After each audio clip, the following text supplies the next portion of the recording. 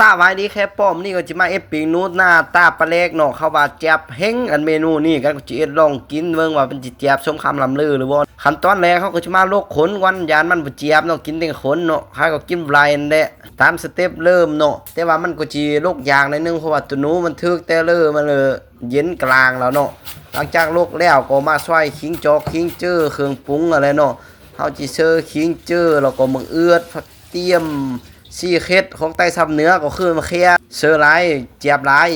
เราก็จะเอาเกลือลงไปเราก็เป็นนัวหลังจากนั้นก็บันเด้งปุกปักตำเลยเนาะตำมันมุนๆนะเนาะเพราะว่ามันจังซึมเข้าเนื้อเข้าหนังตัวหนูอ่ะเนาะมาเบิ่งขั้นตอนนี้เฮาก็ต้องลงไม้ลงมือเนาะเพราะว่า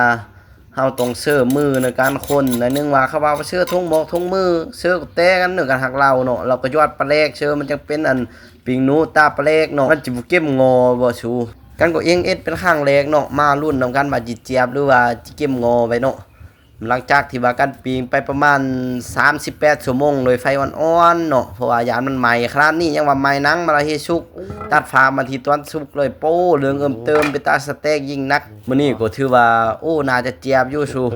กันเบิ่งชงเนาะเพราะว่าเฮาปิงไฟอ่อนๆประมาณหึงเติมนั่นแหละเนาะเพราะว่าเอ็ดปิงจะเย็นๆบ่นั้นสิใหม่กว่าสุกเนาะมื้อนี้เฮาก็สิกินกับตำโฮงแล้วก็ตำข้าวปุ้นกับตัวหนู